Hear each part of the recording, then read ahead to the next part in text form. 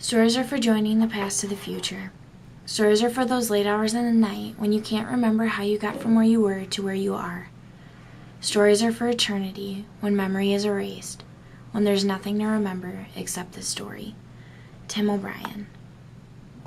My name is Braylon, and this is my story. There's a lot of events leading up to this point, but if I told you them all, we'd be here for hours. So basically, I'd been kicked out of my dad's house, and I was living with a friend.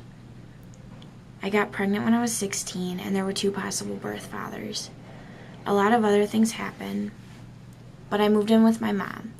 I wouldn't have had anywhere to live if I kept this baby, and I had no financial aid or support. I started my senior year in high school more than 4 months pregnant doing online classes. I found out that I was carrying a baby boy. A public aid nurse that was appointed to me through the school suggested an adoption. I'd only briefly thought the option before, but how could I go through with it? I gave it a few weeks, and I was thinking about it every second that I had. I decided to explore the option a little further. I researched a lot of different adoption services online, and I felt like Adoptions of Wisconsin seemed like the most accepting and unbiased service I could find. I called a woman named Claire, who is an adoption agent, and made an appointment with her, still unsure if this was the right option for me. She met with me a few times, and I started to realize that this adoption should be pursued. I still wasn't confident in it, but I was willing to try. She brought over a large amount of family profiles, and we looked through them. I found a few couples that I was interested about, who wanted an open adoption like I did. I asked to meet with them, and I made some appointments. The first couple I met with were just as nervous as I was. We all started to open up, and we had a great conversation about what they would want for our son if I chose them. They're both very outgoing and bubbly people. Their personalities were shining through the nervousness, and I instantly fell in love. I even mentioned during the interview that I didn't want to meet with any other couples. On the way home, Claire let me call them myself to tell them the news, that I picked them. I saw them as the most suitable parents for our son.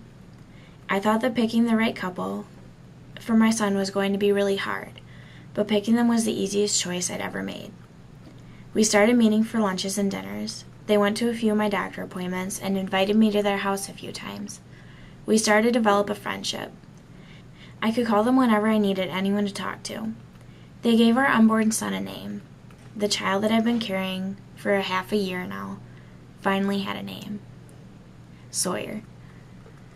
I started to get close to my due date, and every time I called the guys, they would think that I was going into labor. On January 9th, 2013, I finally did. They came to the hospital as soon as I told them that they could. They were really supportive and comforting to have by me. Really early, January 10th, my water broke. The guys left the room and gave me a bit of privacy. After hours of hard work, our Sawyer was born. They got a room next to mine at the hospital. They brought Sawyer to my room any chance they could get, and that little boy makes us the happiest people in the world. Leaving the hospital was really hard, and it hurt a lot. But letting them take our son home was the best thing that I could have ever done for him. I see them all the time now, and he's getting really big. He's almost 4 months already. They think he should call me Mom, and that makes me really happy. I have an awesome, really awesome relationship with my son and his dads.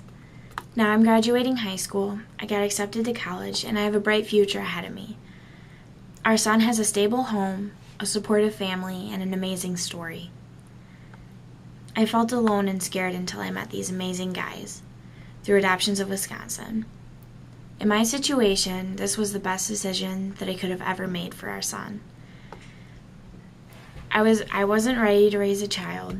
I didn't want him to be hindered in life because of my mistake.